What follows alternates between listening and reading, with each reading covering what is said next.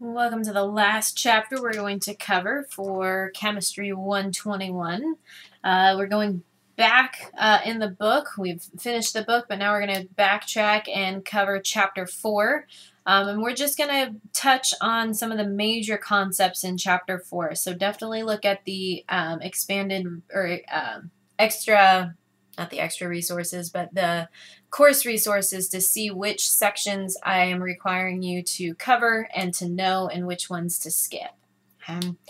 So this first section, this 4.1, this is really just kind of a review from what we learned in Chapter 3 with a little bit of a twist. So in Chapter 3, we learned about isotopes, and these were atoms with different numbers of neutrons but otherwise identical. So they had the same number of protons. Because remember, if we change the number of protons, we change the element. Okay, so when we're talking about radioactivity, when we're looking at isotopes, we're looking at atoms with different numbers of neutrons but the same numbers of protons. Okay. One of the ways that we represented these isotopes was we had this basic symbol where we had the chemical symbol, and then we had the mass number up top and our atomic number down below. And this was the only time that we included numbers to the left of the chemical symbol. Any numbers that are to the right of the chemical symbol, if it's a superscript up here, that's representing a charge. If it's a subscript down here, that's representing the number of those elements in that formula. Okay, so these numbers were different. And our A, this was our mass number, which is our number of protons plus the number of neutrons. Then we have our Z value. Z was our atomic number, which is the same or equal to our number of protons. Remember, our atomic number and the number of protons, we get this from the periodic table.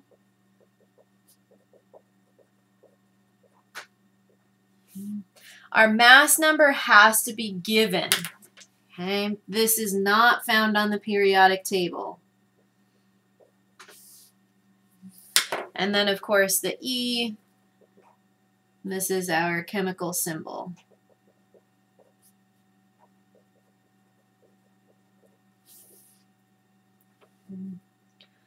So we had this representation. We could also use the name of our element to show what our mass number was. So the example that we used in Chapter 3 was looking at carbon. And let's say we're going to look at carbon 14. Okay. In Chapter 3, this is how we represented it. Okay, because remember, the Z was our atomic number, which if we know what our element is, we know what our atomic number is. Now in Chapter 4, because this Z is going to become very important for us, we do include it.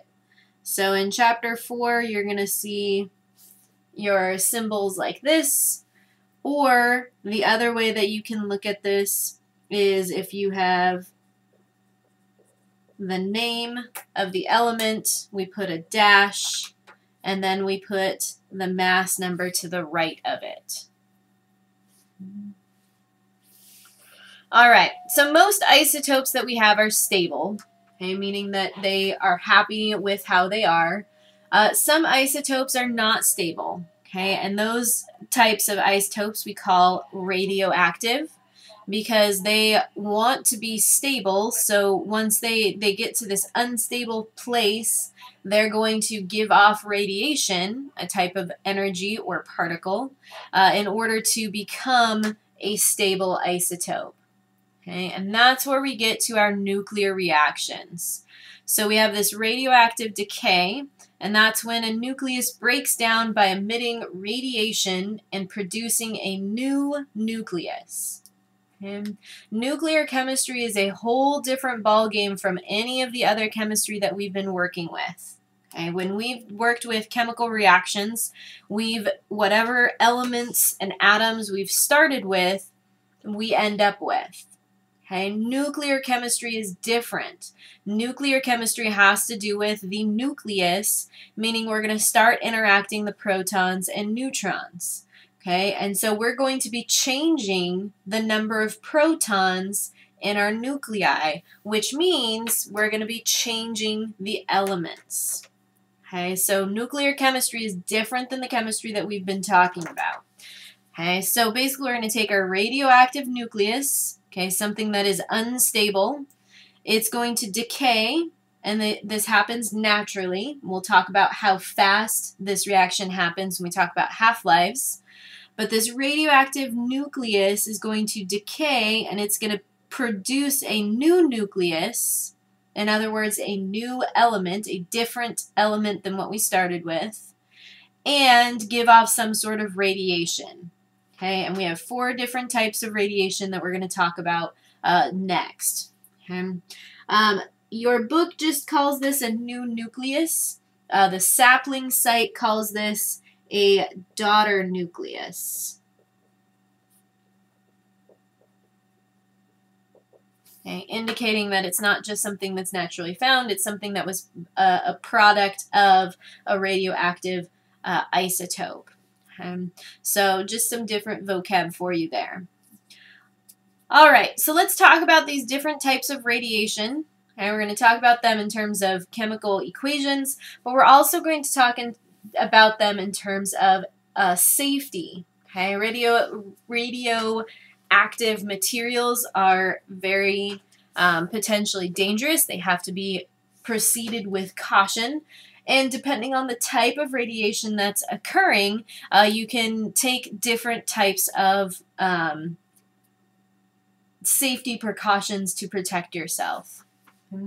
So let's start with our alpha particles. One of the symbols for alpha particles is the Greek letter alpha. Okay. I draw this kind of as a fishy without its tail completed. Okay. The other symbol is more like mimicking, it's not the exact same, but it's mimicking this type of symbol. Oop, you can't see where I'm pointing. This type of symbol, which is going to help us when we look at our chemical equations for this type of radioactive decay. Okay, so alpha particles are a particle. They are identical to a helium nucleus. Okay, they don't have any electrons with them. They just have a nucleus, and it is composed of 2 protons and 2 neutrons, which we get from the mass number. Remember, mass number is number of protons plus the number of neutrons. Because this is so massive, okay, this is a very massive particle.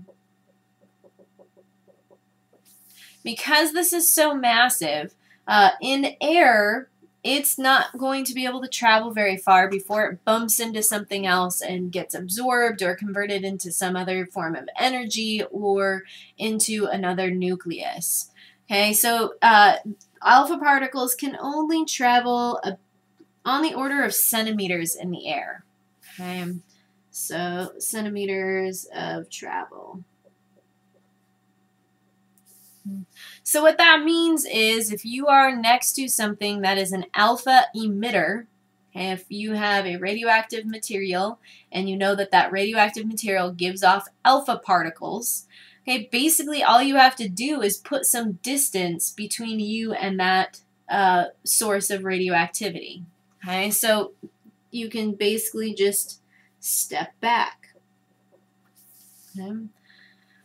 Also, your clothing is a protector from alpha radiation. Okay? Once it hits your clothing, it's going to run into a lot of other nuclei, and it's going to be absorbed or converted or basically just become non-radioactive then. Okay. Now, even though you can't get a lot of damage from alpha particles, you know, it's just easy to step back from them. If alpha particles are inhaled, okay, if they are inhaled, then you don't have any protection from them. So if inhaled, this will result in huge, so big damage.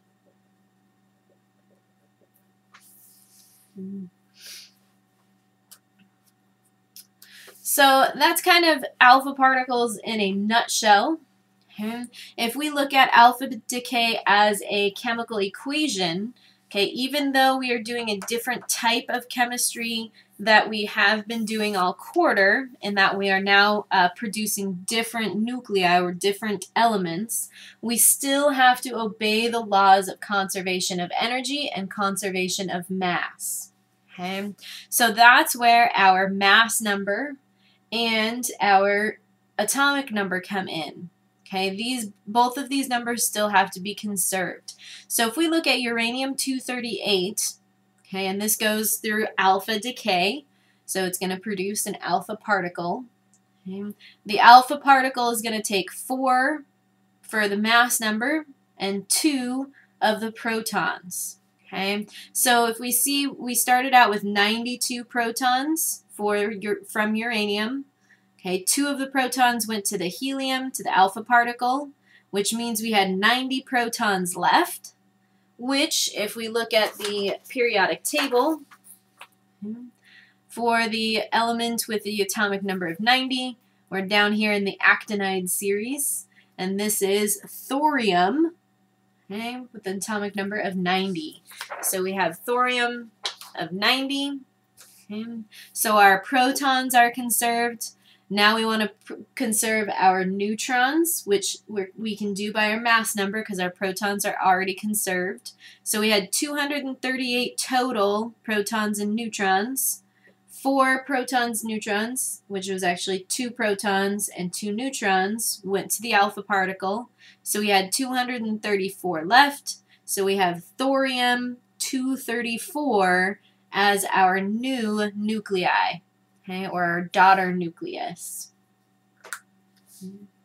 So if we want to look at the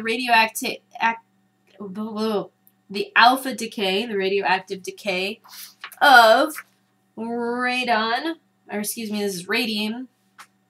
Yep, radium-226. We are going to produce an alpha particle. So we know we're going to have 4,2He.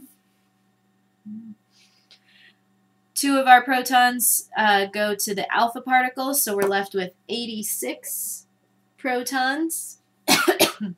We look to our periodic table for the atomic number of 86, which happens to be radon, Rn. And then we have 222 as our mass number.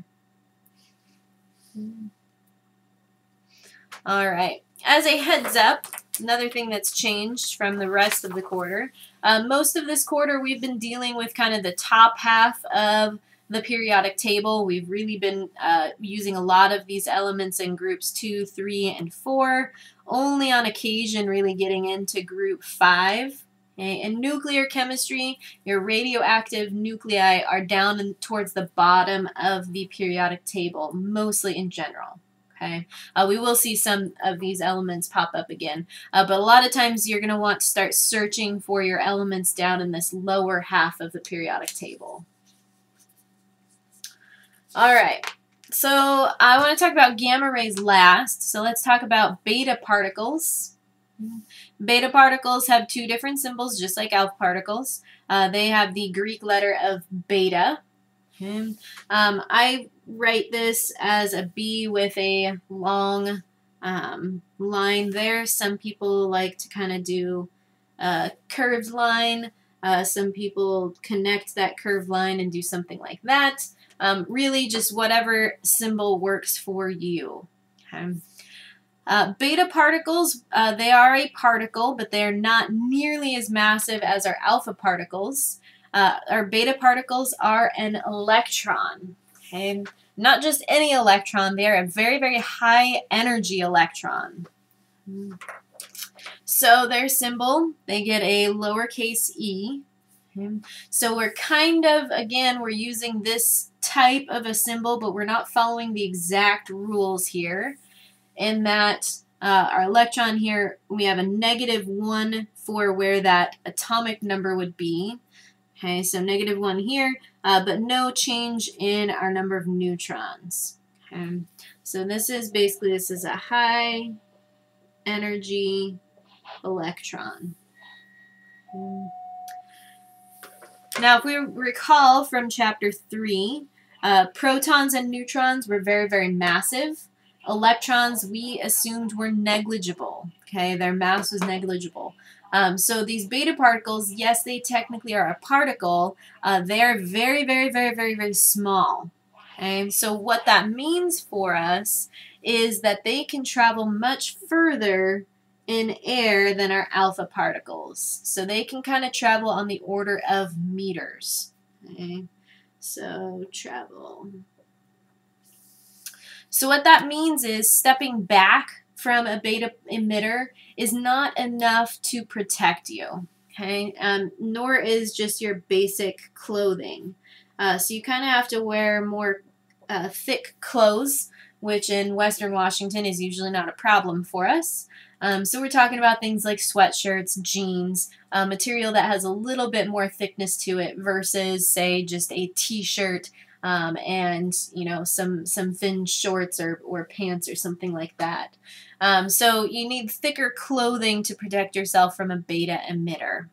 If we look at beta decay, okay, same concept as above. We have to conserve our mass and our energy. So notice here we had an atomic number of 6, so we're looking at carbon. Okay. If we have beta decay, it's actually going to increase the number of protons, so we're looking at 7, which is nitrogen, and producing our beta particle. So if we look at the beta decay of sulfur 35, we know we're going to produce a beta particle. We know our atomic number is going to increase by 1, so we're looking at 17. If we look to the periodic table, we had sulfur at 16, we're going to chlorine at 17. And our mass number stays the same, so we're looking at chlorine 35. All right. We also have a positron, okay, which is the same as a beta particle. It's just positively charged. So we have a beta symbol with a plus. Okay, remember on the top right-hand side, that's indicating charge. So these are all the same, same as a beta particle. Same characteristics. The only thing that's different is we have a positive charge versus a negative charge. Okay. Now, for those of you who are thinking it's an electron, it's negatively charged, don't think about it too hard. Okay, remember I said this is a high energy electron. It's not an electron that's associated with an atom. So it does have a positive charge, but it's different than kind of the charges that we've been talking about. So again, don't think about it too hard. Just be able to balance your chemical equations. Okay. So if we look at mercury 188, we know we're producing a positron. So our atomic number is going to decrease by 1, so we have 79. Our mass number stays the same. We look to our periodic table. Mercury's right here. We're going 1 over, so we look at gold, Au. So we have gold 188 as our nuclei. Excellent. Before you try these guys here, I want to just mention one more thing. The sapling site works with these 4 types of radiation. It also uses neutrons and protons in their examples. So I wanted to show an example of protons and neutrons. So if we look at, let's look at a neutron first. So neutron decay. And again, it's all the same rules. So if we look at, say, Radium-226.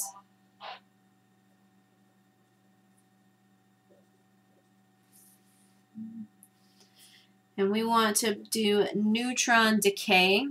Okay, neutron, we have a symbol, it has a lowercase n. A neutron does not have any protons, so it has a 0 for an atomic number and 1 for its mass number. So in neutron decay, our atomic number doesn't change, so we are keeping the same element. We are just changing the mass number. So this drops to 225.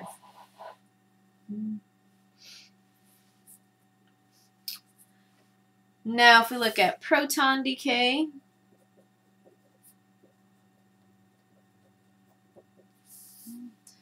let's look at, say, potassium, 41. Proton decay, we're going to produce a proton. We keep our P, lowercase p is our symbol. Proton has 1 proton, so it has a mass, or it has an atomic number of 1. Doesn't have any neutrons, so it's a proton, or a mass number of 1. So our atomic number here is going to decrease by 1 to 18, which is argon. And our mass number is also going to decrease by 1. So we have argon 40.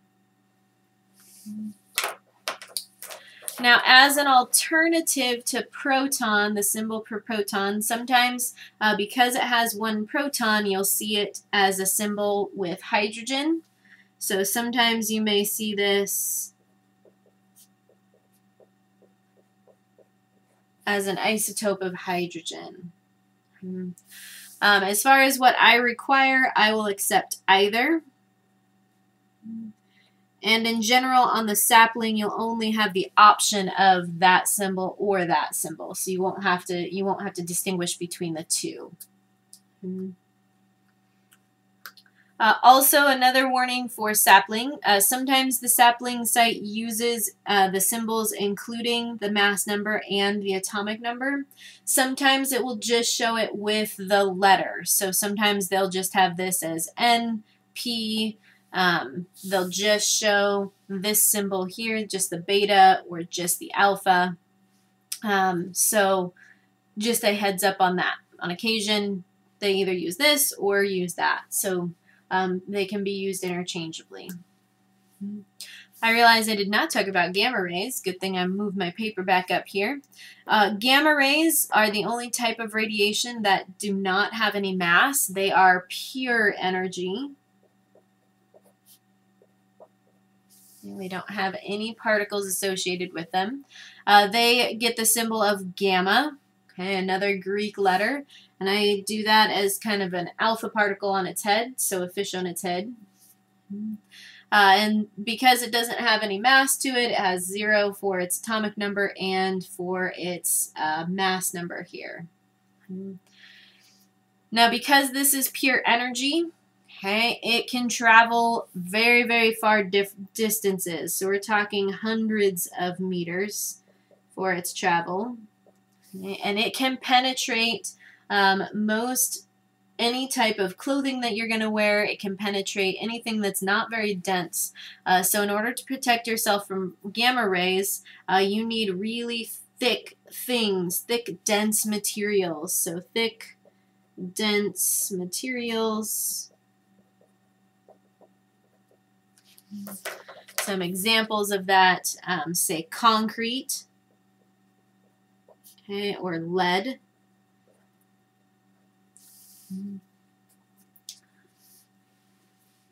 Excellent.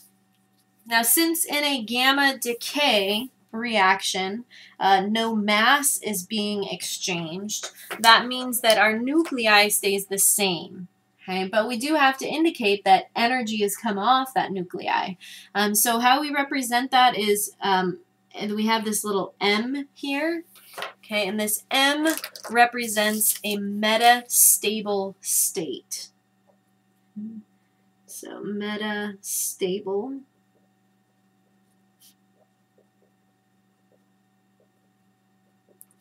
And what happens is this is a really, really excited nucleus. Okay, this is an excited nucleus, and it wants to relax down to something that's not quite so radioactive.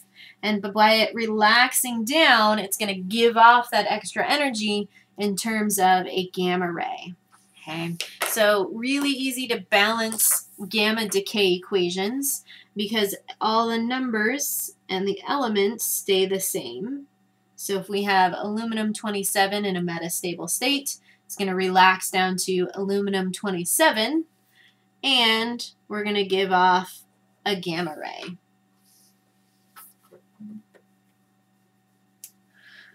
All right. So go ahead and try these, try and fill in your missing symbols here. Pause the video, try those on your own, then come back and I will have the solutions for you.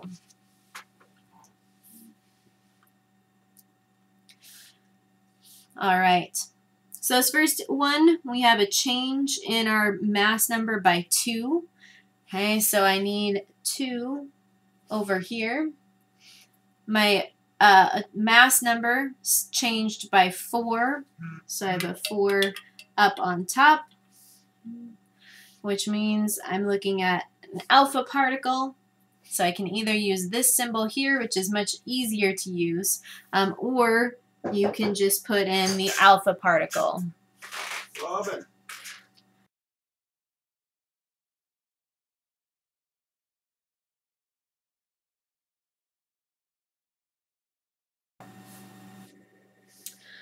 All right, this example down here, our mass number is not changing, so that stays the same, 118. Okay. We have 1 proton here, 1 positive charge from our positron here, which means that our atomic number had to decrease. So we're looking at 53. The other way to look at that is you have 53 plus 1 has to equal 54. And just some algebra there. 53 on the periodic table is iodine. Next example over here, 0 plus 44 is 44. Negative 1 plus 20 is 19. Oops. So we have 19. The element with the atomic number of 19 is potassium. So we have our capital K. Our last example here, this is a gamma ray here. So everything stays the same here except we are in a metastable state. So we have 113M and we have 49 as our atomic number. So QMP to work on, you have 1 through 12. This is dealing with kind of what these particles are, what they mean, how to protect yourself from them. It also gives you some practice using this symbol here. And remember, this is from chapter 3, so we want to have that under our belts. Then these QMP down here are kind of more of these fill in the blank, figure out your missing symbol. Okay. The QMP in your book are going to focus on just the 4 types of radiation. It's going to focus on alpha, beta, gamma, and the positron. The sapling site focuses on these 4. In addition to, it will have examples involving a neutron and a proton.